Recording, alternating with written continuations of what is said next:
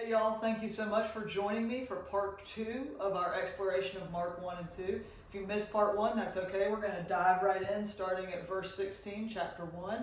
There's a little bit of information about Mark and his context. It's a little longer video, part 1, so if you want to return to that, feel free to do so. You will find it wherever it is you're finding this video. We're going to dig right in, starting with Jesus calling his first disciples. Verse 16. Jesus passed along the Sea of Galilee, a freshwater lake, but that's okay. And he saw Simon and his brother Andrew casting a net into the sea, for they were fishermen.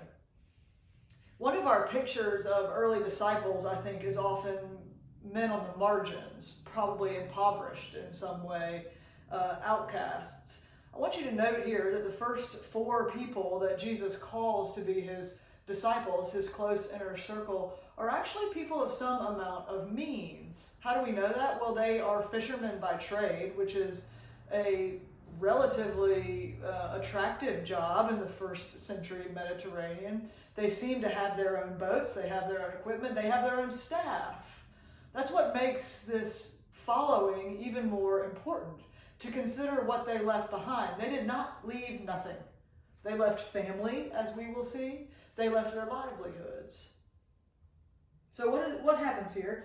There's really not a lot of explaining. We don't know if these guys had heard of Jesus. We don't know that he came explaining some lovely theology. All Mark tells us happened is that Jesus says to them, verse 17, "Follow me and I'll make you fish for people." And immediately they did. Immediately. This is one of Mark's favorite words again. You get the force, the speed, everything is happening quickly here. Immediately they left what they had and they followed him. Mark wants us to understand that this Jesus, this Messiah, Son of God, as he says in verse 1, is indeed God and has the authority of God. When Jesus speaks, it is compelling. It compels the natural world, it compels the spirit world, and it compels us to do something, to move forward. That should challenge us profoundly today. We don't hear the content of Jesus' teaching at this point. We don't know what sell he made. We don't even think he made a sell. He just said, "Follow me," and his word was that strong. For those of us born and raised in the faith tradition, and the Christian faith specifically, and those of us who live in this area that is so culturally dominated by Christianity, we need to ask ourselves, what does it mean to really, truly leave something behind and change our lives? That is the compelling question of these first chapters. To change our way of thinking, our way of being, our way of acting in order to be disciples. For Mark's first audience, it was incredibly threatening to make this profession. It could have been Nero hot under tail. Or it could be, you're losing your entire faith community. It is not in vogue to be a Christian at this time. But now, what does it mean for us to immediately follow the way? We were introduced to that phrase earlier, the way. And I made the claim that it's a literal path. And part of the reason I do that is because here we see it. They actually follow Jesus. They follow behind him. He goes, he sees 2 more, James, son of Zebedee, and John, the same sort of scenario. Immediately he calls, and immediately they follow. So he's gathered a few disciples, and now he's in this town in Capernaum. It is the Sabbath, and Jesus is an observant Jew, and as an observant Jew, he will, of course, go to the synagogue on Sabbath. He's teaching, as was his right, as was any male's right. He's teaching, everything is going really well, and I want you to sort of imagine in our scenario what this would look like. So we're all gathered for Sabbath worship. We're hearing someone teach with authority. Again, this word authority is really important. We see that in verses 21 following. And all of a sudden, just then, again, this immediacy, there was in their synagogue a man with an unclean spirit. And he cried out, "What have you to do with us, Jesus of Nazareth? Have you come to destroy us? I know who you are, Holy One of God." The first person to recognize who Jesus is in this gospel. To link Jesus explicitly, outside of John the Baptist, The first person in his ministry to recognize Jesus is an unclean spirit. Mark, I think, wants us to understand that it's not just recognizing who Jesus is that counts for faith. It is transformed living.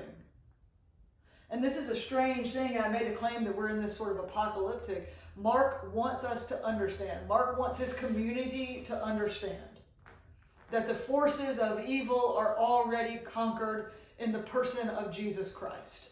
There is not a struggle here. There's not a battle here. There's no physical violence here. Just as he called to the disciples, Jesus calls out to the unclean spirit. He rebukes him, saying, "Be silent." I mean, it's even more forceful than that in the Greek. Shut up and come out of him. Leave him. And what happens? The unclean spirit, crying with a loud voice, does so. Jesus has won this conflict with spirits. Mark wants his readers to understand that though they still may be present in our world, Jesus, the authority of God, the power of God, the Son of God, is greater still. It is not a coincidence that this is Jesus' first public act in the Gospel of Mark. Jesus is greater than even the darkest world. Of course, this is not great for Jesus because in these first chapters of Jesus, he's trying to keep the lid on his identity. He wants to be able to preach and teach and do his work without the suggestion that he's going after fame. He doesn't want to be in a situation where, people are only coming to him for healing. He wants to preach. He wants to have these words proclaimed. But of course, you can't keep the lid on the Messiah. Even that force is powerful, and word begins to spread.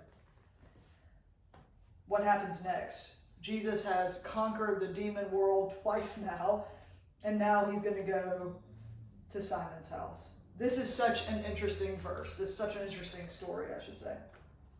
As soon as they left the synagogue, they entered the house of Simon and Andrew with James and John. Now Simon's mother-in-law was in bed with a fever, and they told him about her at once. He came and took her by the hand and lifted her up. Then the fever left her, and she began to serve them. We can read this with 21st century ears, and of course we do need to apply critical thinking to all of this and think, oh my goodness, this smacks of the patriarchy. This poor woman, sick with a fever, and then the first thing she does is have to serve them. The first thing she does when she's healed is be expected to give them a meal. But consider this. It would have been a source of great shame for this woman, not only to be seen with this fever. And fever should evoke terror, as it might now. Fever in this first century context meant you're on the edge of death. It would have evoked great shame in her that she could not act as a hostess, that she could not entertain this man who entered her house. The hospitality is everything in this context, and she cannot offer hospitality. We see nothing here about her faith. It's not a matter of her believing hard enough. She is on the verge of death. Jesus takes her hand and lifts her up. That's important because that lifting up language will be used later to talk about Jesus on the cross. And the fever left her, and she began to serve them. That word serve is the very same word that we saw in chapter 1 when the angels were ministering to Jesus. It's the very same word that Jesus will use to describe his own ministry, a ministry of service toward the end of this gospel. She is a paradigmatic disciple in many ways. This act of healing, not the exorcism, the act of healing, first offered to a woman in Mark's gospel, restores her to life and allows her to live fully into her role, to be able to host these people. That is profoundly important, even if it might be, maybe we could have given her a day off of dinner duty that day. This is a challenge. Not only is Jesus powerful over demons, Jesus has the power to heal. Jesus has the power to restore life. This, again, is Mark offering us proof this Jesus is indeed Son of God. of course, what happens next? People begin gathering and gathering and gathering around Jesus. He's pressed from all sides. We read that. He has to withdraw. There's just people everywhere. He withdraws. His fame is gathering and gathering. He goes away for a while in order to regain strength. He goes away to pray. And the disciples try to call him back to Capernaum, where he's done all these great things, where they are comfortable. Follow us, they essentially say. And Jesus, of course, we see in verse 38, he answered, "Let us go on to neighboring towns." Jesus is not going to settle in one place. Jesus is going to move, and he will not be told where to go by the disciples. The disciples will follow him. They will follow the way. We've likely been familiar with stories like this one of Jesus cleansing the leper. The leper comes to him begging him and says to him, "If you choose, you can make me clean." I want to note one thing here. Leprosy is not what we would think of as Hansen's disease. It's really any skin disease that could be passed on quickly, rapidly in the community. I mean, this sort of language is a little too familiar to us right now. And lepers, for their own safety and for the safety of the community, had to go live on the edges of society. They had to announce themselves if people were coming. They weren't meant to make contact with others. This leper, again, does not offer a confession of faith. He understands Jesus can do something, but it's not a robust confession that Jesus is God. He simply says, "If you choose, you can make me clean." And this is one of the more interesting aspects of our text. Moved with pity. I want y'all to think about that word. Moved with pity. Versus another translation, moved with anger. Of course, we don't have any surviving Gospels of Mark. We do not have a whole, intact, original manuscript. We only have copies of copies. And those copies have all of these variances. Now, many of our oldest copies read pity, but a few read anger. And the prevailing consensus among scholars is that anger, which is the more difficult reading, is actually the correct reading. What would have been original to Mark. Why? Because you can imagine a scribe copying down this gospel going, "Angry? God, Jesus is angry. Why would Jesus be angry? Let me change that to pity." But it's really hard to imagine the opposite. So the overwhelming consensus is that that word pity should actually be anger. And then we have to imagine, what is making Jesus angry? Moved with anger, I would take that reading. Jesus stretched out his hand and touched him. "I do choose, be made clean." Immediately the leprosy left, and he was made clean. After sternly warning him, he sent him away at once, saying to him, "See that you say nothing to anyone." Jesus wants to hold this identity for now to himself. He doesn't want this fame, this acclaim. "But go, show yourself to the priest, and offer for your cleansing what Moses commanded as a testimony to them." Jesus is saying to this leper, return back to community. Go back to the temple and make sure that you are certified so that you can return to your place in society where you were previously outcast. Just like with the woman before him, return back to your function, return back to your society. It shows respect for the Jewish legal tradition set up in Leviticus around leprosy. But I think also we can relate that anger to this moment.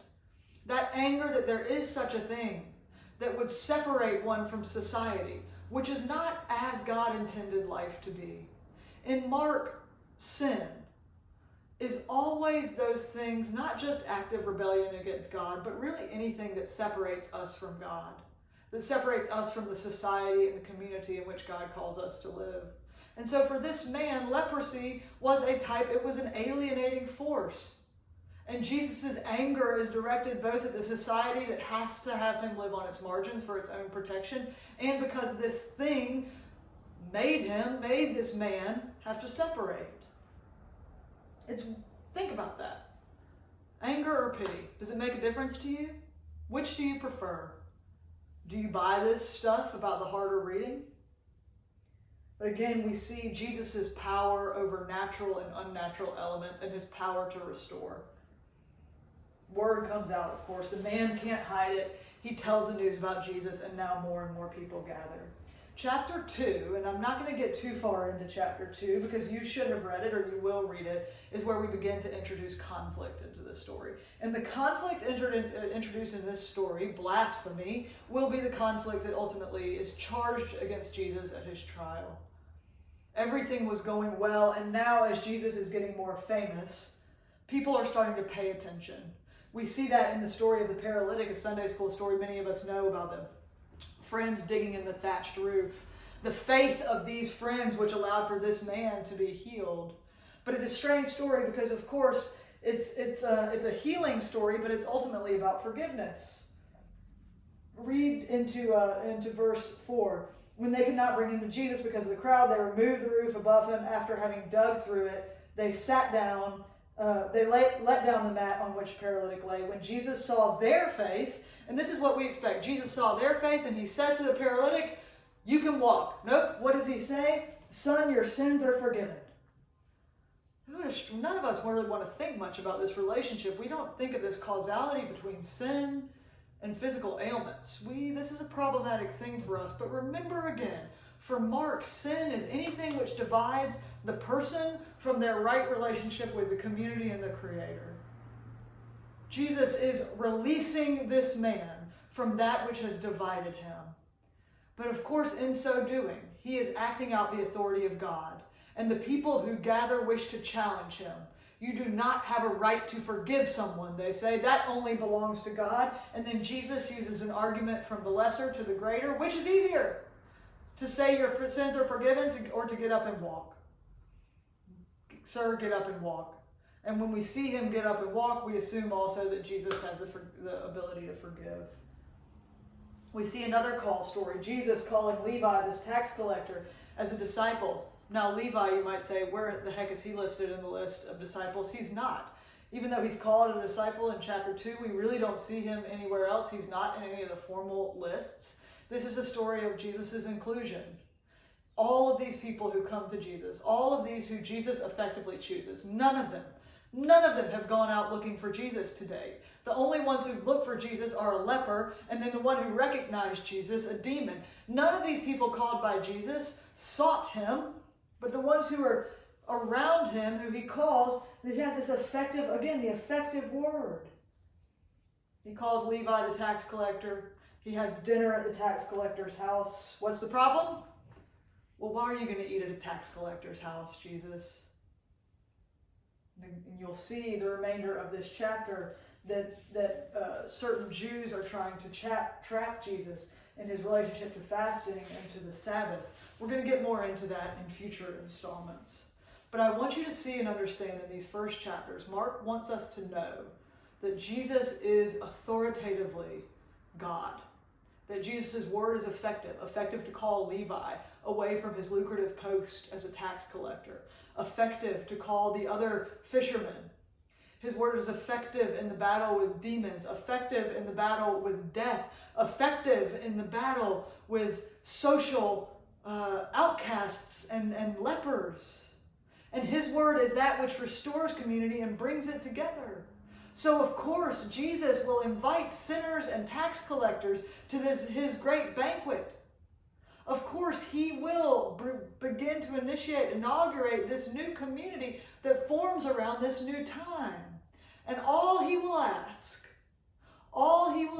is that people follow the way. This new time and this new path. There will be more conflicts in our stories next week. So I do want to save some of this standard conflict material, the conflict about Sabbath, working on the Sabbath, where we have the famous saying, the Sabbath was made for humankind, not humankind for the Sabbath. We'll get a little more into some of that conflict in the future. But just know that Mark is setting up, again, this final showdown between Jesus and the power of evil.